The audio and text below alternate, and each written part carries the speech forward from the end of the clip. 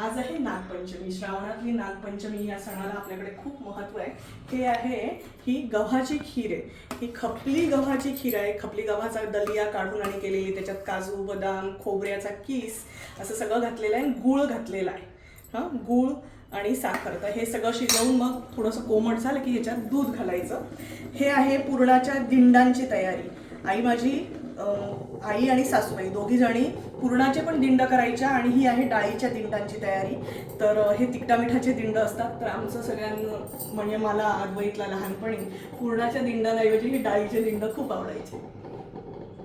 नागपंचमीच्या दिवशी तळत नाहीत, चिरत नाहीत, कापत नाहीत, काहीच फोडण्यासुद्धा देत नाहीत. त्यामुळे ही सगळी जी तयारी आहे ती आधीच करून ठेवलेली आहे. तवा टाकत नाहीत.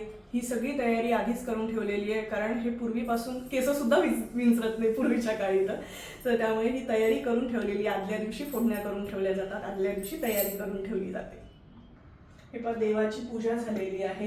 हे नाग काढलेले आहेत, हे आगवेतने मला काढून दिलेले आहेत आणि पहा किती छान फुलं बिलं वाहिलेले आहेत. आणि नागोबाला दूध आवडतं म्हणून हा दूध साखरेचा नैवेद्य आणि फळ आणि ही सगळी देवाची पूजा.